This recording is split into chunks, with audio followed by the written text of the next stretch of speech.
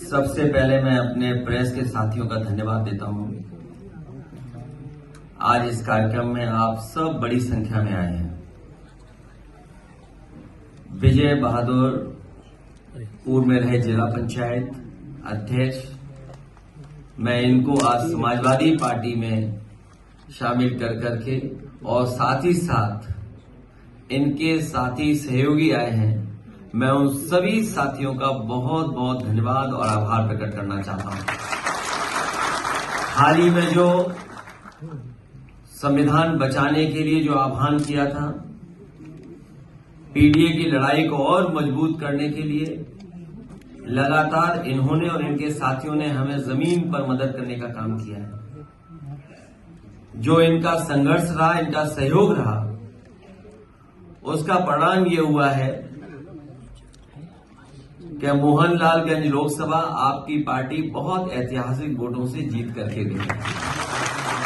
न केवल इनके साथियों का सहयोग हमें लखनऊ, मोहनलालगंज आसपास के क्षेत्र मिला है, बल्कि बाराबंकी और आसपास के क्षेत्रों में भी इनके सहयोगी साथियों ने बहुत ईमानदारी के साथ समाजवादी पार्टी और इंडिया गठबंधन और पीडीए की लड़ाई को मजबूत करने का काम किया है।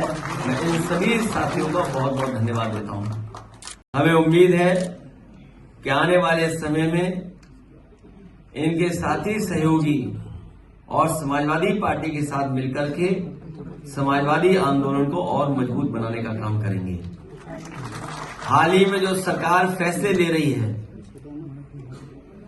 ये सरकार जो आपस में लड़ रही है, इनके फैसले भी जल्दीबाजी के हैं। जहां शिक्षकों को परेशान करने के लिए जो सरकार ने फैसला लिया कि ऑनलाइन डिजिटल अटेंडेंस ली जाएगी, समाजवादी पार्टी ने उसका विरोध भी किया। और आपके माध्यम से मैं कहना चाहता हूं, ये फैसला स्थगित नहीं होना है। स्थगित का मतलब यह है कि कभी भी सरकार इसको लागू कर सकती है। तो ये फैसला निरस्त हो, तभी हमारे शिक्षकों की असली मदद होगी। वहीं ये जहां कमजोर पड़े हैं, लखनऊ में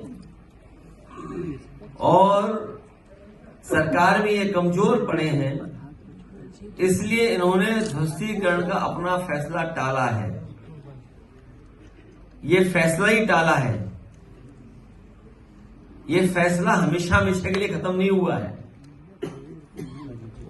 इसलिए शिक्षकों के लिए जो ऑनलाइन डिजिटल अटेंडेंस थी, वो स्थगित नहीं, निरस्त हो।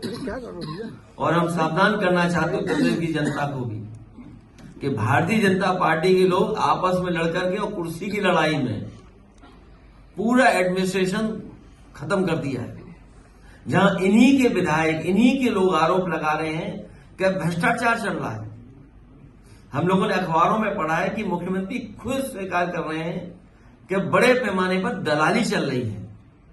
जिस प्रदेश के मुख्यमंत्री खुद स्वीकार कर रहे हो कि दलाली हो रही हो और अखबारों में बड़ा बड़ा लिखा हो कि दलाली हो रही है, तो जनता जानती होगी कि कितनी दलाली हो रही है। उसमें दोनों डिप्टी सीएम बुलाए नहीं गए, एक डिप्टी सीएम दिल्ली में मीटिंग कर रहे हैं, तो क्या कोई फेरबदल? कुर्सी की लड़ाई में जनता बहुत परेशान है। आप सोचिए, खबर ये आ रही है कि महिला ने अपने ऊपर जिंदा आग लगा करके जान दे दी। जिंदा है कि एक्सपायर हो गई? आप सोचिए, आप लोग खुद सोचिए कि एक महिला अपना न्याय मांगने गई और उसने आत्मदाह कर दिया और था नहीं, बस पुलिस वहां थी, प्रशासन क्या कर रहा था वहां पर? और इनके विधायक खुद आरोप लगा रहे हैं और मुख्यमंत्री खुद स्वीकार कर रहे हैं दलाली हो रही है। तो सवाल ये, जनता ये भी तो सुनना चाहिए या जानना चाहेगी कि अगर मुख्यमंत्री महसूस कर रहे हैं कि दलाली हो रही है, तो जो दलाली कर रहे हैं उन पर कार्रवाई क्या करना है? जिस विभाग के बारे में वो आरोप लगा रहे हैं, वो विभाग तो सबसे करीब है उनके।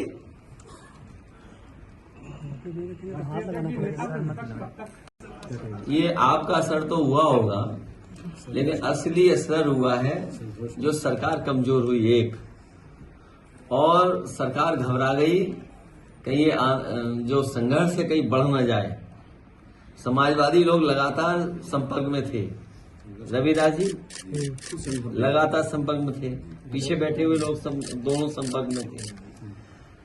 और आप तो हीरो निकले ही मुझे सुनने में आ रहा है, लेकिन उन्हें ये नहीं पता होगा कि आज तक को पैकेज कितना मिलता है। तो इसलिए ये सरकार कमजोर हो गई, इसलिए फैसला टाल दिया। क्या जो पहले जिन लोगों का घर उजाड़ा था, ये सरकार मजबूत होती तो इनका भी उजाड़ देती घर। तो किसने फैसला लिया था घरों को हटाने का? कौन लोग थे? क्या मुख्यमंत्री खुद थे? तो अब तो मुख्यमंत्री कह देंगे हम नहीं थे, अधिकारी थे। सरकार खुद फैसला ले रही थी, और फिर उस सरकार से क्या उम्मीद करोगे जिस सरकार ने सबसे देश का सबसे अच्छा रिवर फ्रंट खराब किया हो। जो गोमती रिवर फ्रंट है वो देश का सबसे अच्छा रिवर फ्रंट होता है, तो उनसे कोई उम्मीद करोगे कि नाले पर रिवर फ्रंट बना रहे हैं? रिवर फ्रंट बनता है रिवर पर, नाले पर नहीं बनता है। आप मुझे ये बताओ उस नाले का पानी साफ करने का क्या इंतजाम है सरकार का? जो नाले में पानी आ रहा है, डोमेस्टिक वेस्ट है या अन्य वेस्ट जो आ रहा है उसके अंदर, तो वेस्ट को कैसे रोकते ये लोग? क्या प्लान था इनका? इनके पास कोई प्लान नहीं था, केवल गरीबों को उजाड़ना चाहते थे ये लोग। और हो सकता है कि कुछ बिल्डरों से मिल रहे हों ये लोग, क्योंकि इधर सब बिल्डर उन्हीं की तरफ चले गए।